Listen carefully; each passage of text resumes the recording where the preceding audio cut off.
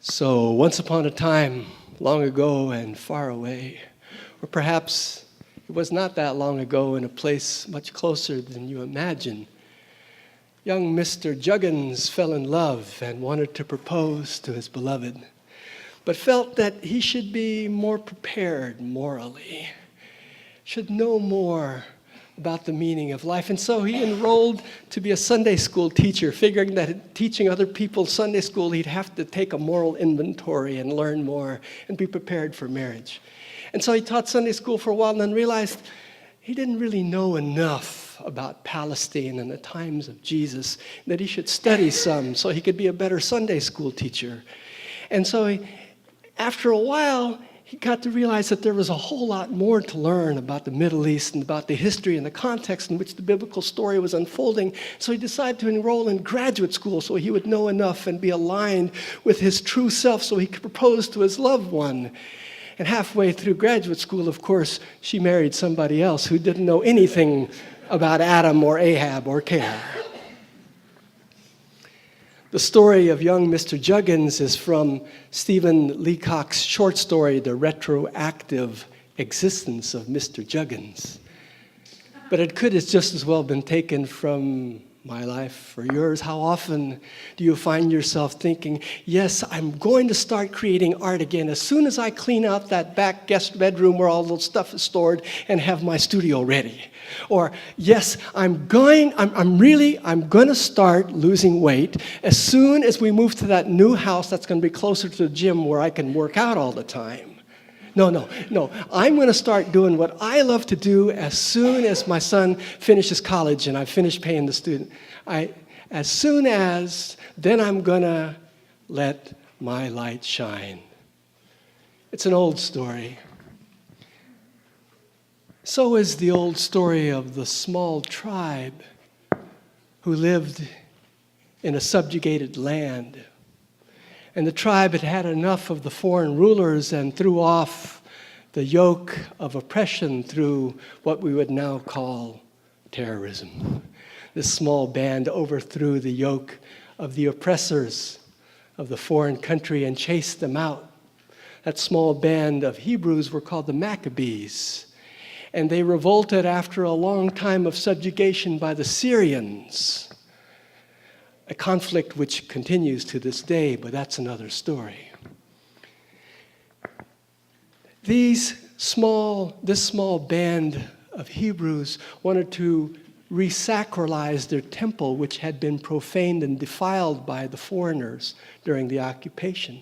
And in order to resacralize their temple, they had to burn sacred oil for 8 days in a row.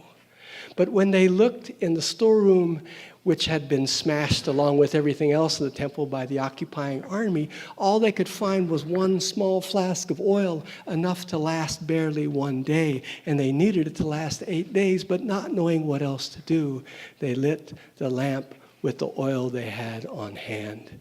And you know, perhaps, the story that lamp burned for 8 days and 8 nights, a holiday now celebrated as Hanukkah by Jews throughout the world.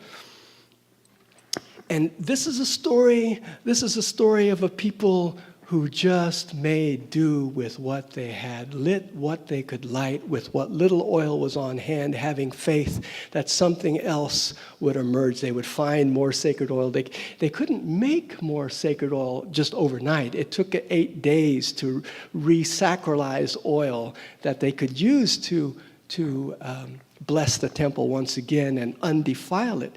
But what they knew to do was to light what they had on hand. And to this day, the menorah is put out in the window of a good Jewish home to let the world know we have enough faith to take action on our faith in God as we know it. That echoes somewhat too in the story of Mary, the mother of Jesus. Can you imagine what it was like to be an unwed mother? It's never easy to be an unwed mother, but 2,000 years ago, to be an unwed mother in the Middle East, where such a thing is deeply, deeply offensive to the people.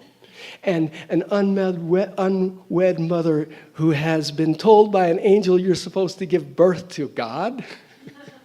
Can you even begin to imagine what that story might tell us about a willingness just to be who you are, where you are, and bring forth what is yours to bring forth?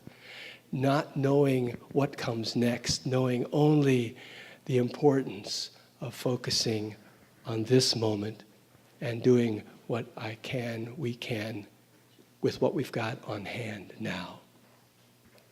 Letting the divine light shine just enough to take the next step into the darkness, like the headlight on a car on a very foggy, windy road in the mountains. You know, you can't drive very fast, and you don't know where you're going exactly, but if you focus really hard, you've got just enough light to take the next few feet of the road, and that's what we're asked to, invited to do on this first day of the Advent season, on the fourth day of Hanukkah. We join with people throughout the planet who have been, at this time of the year, sacralizing, ritualizing their faith in the face of the coming darkness and cold of winter, to just stand in the faith and the goodness of knowing who we are and where we are is enough in this moment. Last week, I know some of you might have been here, I alluded briefly to the fact I'd had a really tough week. I said goodbye to one of my dearest friends and mentors, knowing that it was probably the last time I'd see him alive. And the next day, officiated a funeral, and the next day visited again in prison. I've been doing prison visits at Bexar County Jail, and I was just feeling incredibly sad. It wasn't until later that I also realized I'd been so busy I hadn't gotten around to remembering it was my mother's birthday, my late mother's birthday, which is a day which always tugs deeply at my heart. I hadn't even had space to acknowledge that. It was so dark, and there was a point last week I just didn't know how to continue in my work as spiritual director of Celebration Circle. I didn't feel I had enough to show up. I showed up last Sunday anyway, and then had a horrible Sunday, just logistically for me, just stuff. And then in the course of the service, I just felt this, I just can't do this anymore, God. I just don't know what to do. And then it occurred to me to say that out loud. And so in the course of our closing song, I said it out loud, and then I lifted it up as gift. I acknowledge that I don't know what to do. I'm in total darkness. I'm scared. I'm inadequate to this task. Forget it, God. And God said, just speak your truth and let it go. Give it over to me with gratitude. So I did. And afterwards, a number of you really affirmed me, came up and made a point of thanking me for sharing my truth and being willing to model courage or whatever. For me, it was just surrender. And then a couple of people took umbrage at it. They got really mad and felt offended and posted things online, and we're talking, oh, Rudi's lost it, it's too negative, blah, blah, blah, blah. And then I really went down. And when I hit that down spot again, the place I came to was once again, just surrender, it's enough. Just be here with your willingness to be here. That's enough. And I got to tell you, I had a good week. Once I let go of that not knowing what to do next, once I let go of feeling overwhelmed by this new space and its logistical demands and increased rent and blah, blah, blah, blah, blah, blah, blah, all the reasons why I was going to be happy later, instead of just being happy now with what is, or not happy, I find this was my key. I've learned it before, I learned it again this week. Happiness is overrated. In our culture, we really want to feel good and be happy, like we deserve it all the time. But the truth of the matter is people are still going to die. And I'm still going to have aches in my body, and there's still going to be tough times when you're just not happy. And it's not helpful to pretend you are, try to make yourself happy. Much more powerful is to be present with what is and satisfied and grateful for just what I have, just what I know, just what I can do now. Knowing, trusting that the divine light will come through, the voice of Spirit, God, the Goddess. Visualize it as you want, think of it as you want. The process works because God is, and doesn't really care whether I believe it or not.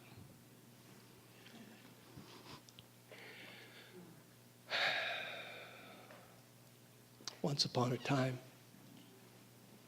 there was a boy, a young monk studying in an ashram, who came up to the master and said, "Master, I love being here in the ashram, and I love learning the scriptures. I love hearing your teaching stories, but I can never remember them afterwards. And I can't seem to really get the meaning of these scriptures." All the other monks, all the other students, they can tell you right exactly back what they've learned and they've memorized, but I just can't seem to remember. And I don't want to leave, but I don't think I can stay. And the head monk said, "Bring me the coal basket." The young student went to the stove and picked up the basket with which the coal was carried, now empty, and brought it to the master, all dusty and dirty. And the master said, "Now, go take the coal basket to the river, fill it with water, and bring it back to me." So the young monk, eager to please the master, ran down the river, filled his basket with water, ran back to the monk. But of course, all the water had drained out of the basket. And the monk showed it to the master and said, "I'm sorry, I ran as fast as I can, but the water leaked out." The monk said, "Just take it back to the river, fill it up, and come back again." So this time the boy ran even faster. Bring the water back to the monk, and it was still empty. 4 times he repeated this process. And the 4th time he was exhausted. He couldn't run anymore. He said, "Master, I'm so sorry. No matter how fast I run, I can't bring you back any water. I'm useless. I didn't do any good."